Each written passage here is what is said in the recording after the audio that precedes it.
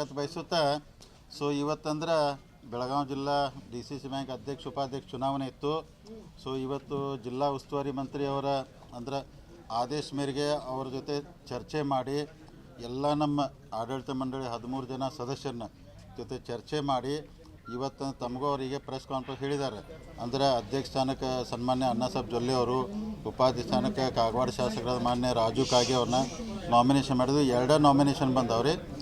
ಎರಡು ಅವಿರೋಧ ಆಯ್ಕೆ ಆದಂಗೆ ಅಂತೇಳಿ ಅಂದರು. 3 ಗಂಟೆಗೆ ಅದರದೊಂದು ಮೀಟಿಂಗ್ ಆಗ್ತೈತಿ. ಅದಕ್ಕೆ ನಾವೆಲ್ಲ ಚುನಾವಣೆಗಿಂತ ಮುಂಚೆನೂ ಮಾಧ್ಯಮ ಸ್ನೇಹಿತರ ಮುಖಾಂತರ ಜಿಲ್ಲೆ ಜನತೆಗೆ, ರೈತರಿಗೆ, ಗ್ರಾಹಕರಿಗೆ, ನೌಕರಸ್ಥರಿಗೆ ಏನು ಭರವಸೆ ಕೊಟ್ಟಿದ್ವಿ ಅಂದ್ರೆ DCC ಬ್ಯಾಂಕ್ ನಮ್ಮದ ಗುಂಪಿಂದ ನಾವು ಜೊಲ್ಲೆಯವ್ರು ಕೂಡಿ ಏನೊಂದು ಪ್ಯಾನಲ್ ಮಾಡಿದ್ದೀವಿ. ಆ ಗುಂಪಿಗೆ ಬಹುಮತ ಬರ್ತೈತಿ. ಅಧ್ಯಕ್ಷ ಉಪಾಧ್ಯಕ್ಷ ನಮ್ಮವ್ರು ಆಗ್ತಾರೆ ಮೊದಲು ಹೇಳಿದ್ದು. ಅದೇ ಪ್ರಕಾರ ನಾವು ಆವಾಗ ಒಂದು ಮಾತು ಕೊಟ್ಟಿದ್ದು, ಅಧ್ಯಕ್ಷ ಸ್ಥಾನ ಉಪಾಧ್ಯಕ್ಷ ಸ್ಥಾನ ಎರಡೂ ನಾವು ಲಿಂಗಾಯತ ಸಮುದಾಯಕ್ಕೆ ಕೊಡ್ತು ಅಂದಿದ್ದು. ಅದರ ಪ್ರಕಾರ ನಮ್ಮ ಪ್ರಾಮಿಸ್ ನಾವು ಫುಲ್ಫಿಲ್ ಮಾಡಿದ್ದೀವಿ. ನಾನು ತಮ್ಮ ಮುಖಾಂತರ ಇವತ್ತು ಏನು ಹೇಳ್ತೇನೆಂದ್ರೆ ಮುರುಗೋಡು ಮಾಂತದ್ದನ ಆಶೀರ್ವಾದ ಬ್ಯಾಂಕಿಗೆ 100 ವರ್ಷ ಆತ್ರಿ. ಈಗ 100ನೇ ಶತಮಾನೋತ್ಸವದಾಗ ನಾವು ನಡೀತಾ ಇದ್ದೀವಿ. ಆದರೆ ದೇವ್ರ ಇಚ್ಛೆ ಪ್ರಕಾರ ದೇವರು ಯಾವಾಗ ಒಳ್ಳೆಯವ್ರು ಬರಬೇಕು ಬ್ಯಾಂಕ್ನೊಳಗೆ. ನಿಮ್ಗೆ ಉದಾಹರಣೆ ಹೇಳ್ತೀನಿ.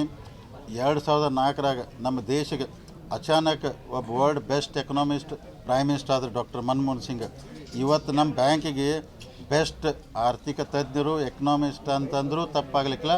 ಅಣ್ಣಾಸಾಹೇಬ್ ಜೊಲ್ಲೆ ಅವರಿಗೆ ಮುರುಗೋಡು ಮಾಂತಜನ ಆಶೀರ್ವಾದದಿಂದ ಅಧ್ಯಕ್ಷ ಆಗುವಂಥ ಅವಕಾಶ ಸಿಕ್ತಂದ್ರೆ ಇಟ್ಟು ದಿವಸ ಎಲ್ಲರೂ ಬ್ಯಾಂಕ್ನಾಗ ಕೂತು ರಾಜಕಾರಣ ಮಾಡಿ ಬ್ಯಾಂಕ್ ನಡೆಸ್ತಿದ್ರು. ಆದರೆ ಇವತ್ತೊಬ್ರು ನಮಗಿಂಥ ಅಧ್ಯಕ್ಷ ಸಿಕ್ಕಾರಲ್ಲ ರೀ.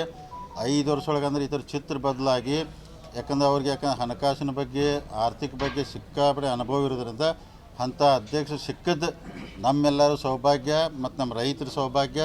ಒಳ್ಳೆಯ ದೃಷ್ಟಿಯಿಂದ ನಡ್ಸ್ಕೊಂಡು ಹೋಗುವಂಥ ಸಂಪೂರ್ಣವಾದಂಥ ಎಲ್ಲ ಭರವಸೆ ಐತಿ.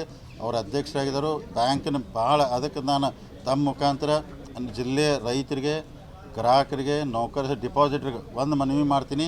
ಯಾಕಂದರೆ ಭಾಳ ಜನ ಎಲ್ಲ ವಾಟ್ಸಪ್ಪಲ್ಲಿ ಸುಮಾರು 1000 ಕೋಟಿ ಡಿಪಾಸಿಟ್ ವಿಡ್ರಾವಲ್ ಆಗೈತೆ ಅಂತೇಳಿ ಎಲ್ಲ ಪ್ರಚಾರ ಮಾಡ್ತಿದ್ರು. ತಮಗೆ ಹೇಳ್ತೀನಿ, ಪ್ರತಿ ವರ್ಷ ಬ್ಯಾಂಕಲ್ಲಿ ಈ ಟೈಮಲ್ಲಿ 700 ಕೋಟಿಯಿಂದ 800 ಕೋಟಿ ವಿಡ್ರಾ ಆಗ್ತಿತ್ತು. ಡಿಸೆಂಬರ್ನಿಂದ ಮಾರ್ಚ್ ಒಳಗೆ ಮತ್ತೆ ಜಮಾ ಆಗ್ತಿತ್ತು. ಈ ಸಲ ಒಂದು 300 ಕೋಟಿ ಜಾಸ್ತಿ ವಿಡ್ರಾ ಆಯಿತು ಡಿಪಾಸಿಟ್.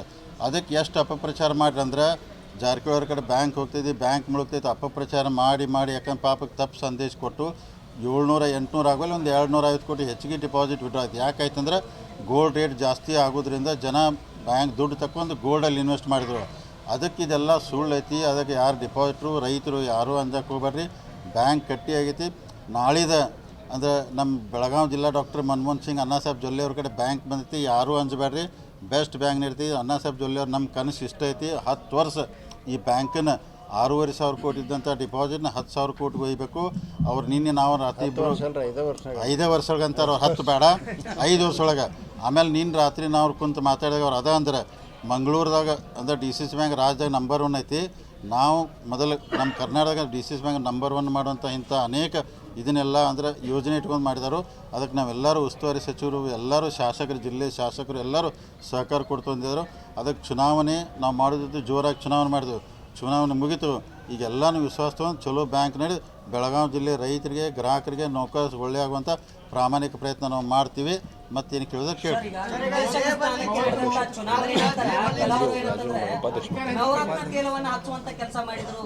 ಡೈರೆಕ್ಟರ್ಗಳಿಗೆ ಅಂದ್ರೆ ಅವರ ಬೇರೆ ಕಡೆ ಸೆಳೆಯುವಂತ ಪ್ರಯತ್ನ ನಡೀತು ಅನ್ನೋ ಮಾತನ್ನ ಹೇಳ್ತಾ ಇದ್ದಾರೆ. ನವರತ್ನ ತೇಲ್ ಹಚ್ಚದ ಅಲ್ಲಲ್ಲ. ಈಗ ನೋಡ್ರಿ, ರಾಜಕಾರಣದಾಗ ನಮ್ಮ ವಿರೋಧಿಗಳಿಗೆ ಸುಮ್ಕೊಂಡು ಅನ್ನಕ್ಕೂ ಆಗೋದಿಲ್ಲ ರೀ. ಅವರು ರಾಜಕಾರಣ ಮಾಡೋರಿ, ಅವರು ತಮ್ಮ ಪ್ರಯತ್ನ ಎಫರ್ಟ್ ಮಾಡ್ತಾರೋ. ಈಗ ನಮ್ಮ ಕೆಲಸ ಅವ್ರು ನೀವು ಹಂಗ್ಯಾಕೆ ಮಾಡಿರಿ, ಅವ್ರಿಗೆ ಯಾಕೆ ಫೋನ್ ಮಾಡಿರಿ, ಅವ್ನಾಗ ಹೇಳಿ ಅನ್ನಕ್ಕೆ ತಪ್ಪಾಗಲ್ಲ. ರಾಜಕಾರಣ ಅವರು ಮಾಡ್ತಾರೋ, ನಾವು ಮಾಡ್ತು. ಇವತ್ತು ನಾವು ಸಕ್ಸಸ್ ಆಗಿದ್ದೀವಿ. ಭಾಳ ವರ್ಷ ನಂತರ, ಏನೆಲ್ಲ 30 ವರ್ಷ ನಂತರ ಹೋರಾಟ ಮಾಡಿ ಬ್ಯಾಂಕ್ ಕೈಯಾಗಿ ತೊಗೊಂಡಿದ್ವಿ. ನನ್ನ ಆಸೆ ಐತಿ. ಅಣ್ಣಾಸಾಹೇಬ್ ಜೊಲ್ಲೆ ಅವರು, ರಾಜು ಕಾಗೆ ಅವರು ಕೂಡಿ ಬ್ಯಾಂಕನ್ನು ಈಗೇನು ಮೊದಲು ನಡೆಸಿರಲ್ಲ ರೀ, ನಡೆಸಿದಂಥ ಕೆಲವೊಂದು ತಾಲೂಕುಗಳು ಅವನ ಹೆಸರು ಮರೆಸಿ ಒಳ್ಳೆ ಕೆಲಸ ಮಾಡ್ತಾರೋ. ಮತ್ತು ರಾಜಕಾರಣದಾಗ ಎಲ್ಲ ನಡೆದು ಅದಕ್ಕೆಲ್ಲ ಭಾಳ ನಾವು ತಲೆ ಕೆಡಿಸ್ಕೋಬೇಕು.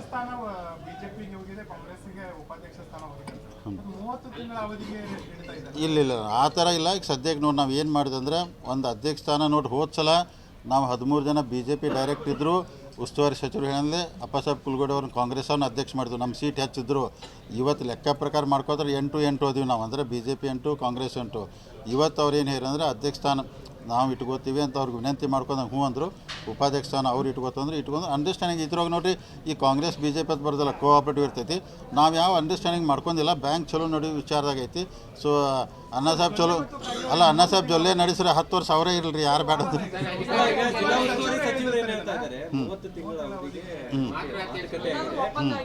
ತಿಂಗಳ ನಂತರ ಕಾಂಗ್ರೆಸ್ನವರು ಅಧ್ಯಕ್ಷರಾಗ್ತಾರೆ, ಬಿಜೆಪಿ ಉಪಾಧ್ಯಕ್ಷರಾಗ್ತಾರೆ ಅನ್ನುವಂಥದ್ದನ್ನ ಜಿಲ್ಲಾ ಉಸ್ತುವಾರಿ ಸಚಿವರಿಗೆ ಈ ಪ್ರಶ್ನೆಗೆ ಹೇಳ್ತಾರೆ ಅದು.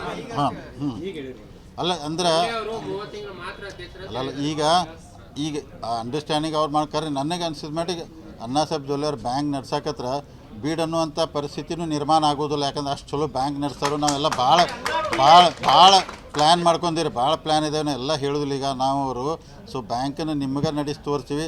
ನಾಳೆ ಇದ್ದಂಥ ಬೋರ್ಡ್ ಆಫ್ ಡೈರೆಕ್ಟ್ರು ಎಲ್ಲರೂ ಇನ್ನೂ 5 ವರ್ಷಕ್ಕಿಲ್ಪ ಅನ್ನುವಂಥ ಪರಿಸ್ಥಿತಿ ನಿರ್ಮಾಣ ಆಗ್ತೈತೆ. ನಾನು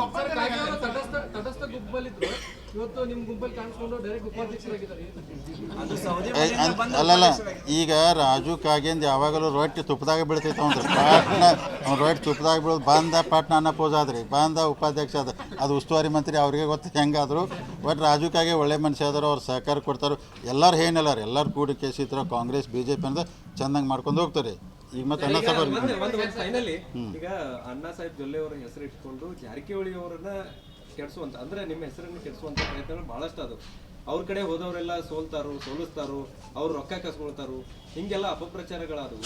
ಸೊ ಫೈನಲಿ ಒಂದ್ ಕಡೆ ಅವ್ರನ್ನ ಗೆಲ್ಸಿದ್ರಿ, ಇನ್ನೊಂದ್ ಕಡೆ ಅಧ್ಯಕ್ಷ ಸ್ಥಾನನೂ ಕೊಡಿಸಿದ್ರಿ. ಅಲ್ಲ ನೋಡ್ರಿ, ಈಗ ನಿಪ್ಪಾಣಿ ತಾಲೂಕದ ಇಲೆಕ್ಷನ್ ನಡೆದಾಗ ಎಷ್ಟು ಅಪಪ್ರಚಾರ ಮಾಡ್ರಿ ಅಂದ್ರೆ, ಜಾರಕಿಹೊಳಿ ಅವರ ಅಣ್ಣಾ ಸಾಹೇಬ್ ಜೊಲ್ಲೆ ಒಂದು ಸೋಲ್ಸಾರತ್ತು ಅಪಪ್ರಚಾರ ಮಾಡ್ರಿ. ಅದನ್ನೂ ಎಲ್ಲರೂ ಬ್ರದರ್ಸ್ ನಿಂತ್ಕೇಸಿ ಅವ್ರಿಗೆ ಸಪೋರ್ಟ್ ಮಾಡಿದ್ವು, ಅಗದಿ ಅವ್ರದ್ದು ಎಫರ್ಟ್ ಇತ್ತು, ಗೆದ್ದು ಬಂದ್ರೆ. ಈಗ ಅವ್ರನ್ನ ಅಧ್ಯಕ್ಷ ಮಾಡೋದಿಲ್ಲ ಹಂಗೆ ಹಿಂಗತ್ತು ಇದನ್ನು ಹೇಳ್ಕೊತ ಬಂದರೆ. ಕರೆ ನಾವು ಬ್ಯಾಂಕ್ ನಡ್ಸೋಕೆ ಇದ್ರಾಗೆಲ್ಲ ಆಯ್ಕೆ ನೋಡಿದಾಗ ಯಾರು ಬೆಸ್ಟ್ ಅನ್ನೋದು ನೋಡಿ, ಯಾರ ಕಡೆ ಬ್ಯಾಂಕ್ ಕೊಟ್ಟರೆ ಚಲೋ ಆಗ್ತೈತೆ ನಾವು ವಿಚಾರ ಮಾಡಿ, ನಮಗೂ ಯಾಕಂದ್ರೆ ಲಾಂಗ್ ಟೈಮ್ ರಾಜಕಾರಣ ಮಾಡಬೇಕು, ಅದಕ್ಕೆ ಬ್ಯಾಂಕ್ ಉಳಿಬೇಕು, ಬೆಳಿಬೇಕು, ಹಿಂಗೆಲ್ಲ ಒಳ್ಳೆಯವ್ರದಾರೆ. ನಮ್ಮಲ್ಲಿ ಏನೂ ಕೆಡ್ಸೋಕೆ ಅವ್ರು ಏನಾದಾರಲ್ಲಾರೆ. ಇದಕ್ಕೆ ಅಣ್ಣಾ ಸಾಹೇಬ್ ಜೊಲ್ಲೆ ಅವರು ಹೇಳಿ ನಿಮಗೆ, ನಾನು ಹೇಳ್ತೇನೆ, ಅವ್ರು ಏನು ಕೆಡ್ಸೋಕೆ ಬಂದರೂ ನಾವು ಕೆಡೋದಿಲ್ಲ, ಗಟ್ಟಿಯಾಗಿರ್ತೀವಿ, ಬ್ಯಾಂಕ್ನೆಲ್ಲ ಮಾಡ್ತೀವಿ. ಎಲ್ಲ ನಮ್ಮ ಯಾಕಂದ್ರೆ ಕಾಂಗ್ರೆಸ್ಸು ಬಿ ಜೆ ಪಿ ಎಲ್ಲ ಹಿರಿಯರು ಅದಾರು, ಎಲ್ಲರೂ ಕೂಡಿಕೆ ಚಂದಂಗೆ ಬ್ಯಾಂಕ್ ನಡ್ಸ್ಕೊಂಡು ಹೋಗ್ತಾರೆ.